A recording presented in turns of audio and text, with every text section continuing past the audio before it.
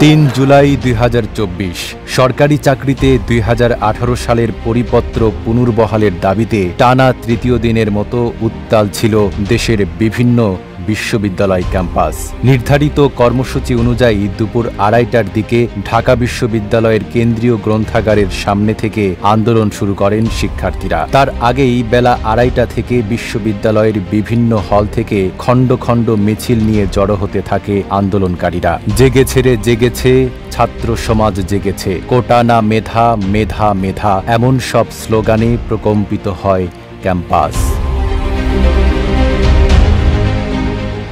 এদিকে বৈষম্য বিরোধী ছাত্র আন্দোলন এর ব্যানারে পরিচালিত এই কর্মসূচি কেবল ঢাকায় থেমে থাকেনি। একই দাবিতে দেশের বিভিন্ন সরকারি বিশ্ববিদ্যালয়ের শিক্ষার্থীরাও রাজপথে নেমে আসে। ময়মনসিংহে বাংলাদেশ কৃষি বিশ্ববিদ্যালয়, জাহাঙ্গীরনগর বিশ্ববিদ্যালয়, চট্টগ্রাম বিশ্ববিদ্যালয়, বরিশাল বিশ্ববিদ্যালয়, জগন্নাথ বিশ্ববিদ্যালয়, সিলেটের শাহজালাল বিজ্ঞান ও প্রযুক্তি বিশ্ববিদ্যালয় সহ বিভিন্ন শিক্ষা প্রতিষ্ঠানে শিক্ষার্থীরা বিক্ষোভ ও অবরোধে অংশ নেন। কোথাও কোথাও সড়ক ও রেলপথ অবরোধের ঘটনাও ঘটে।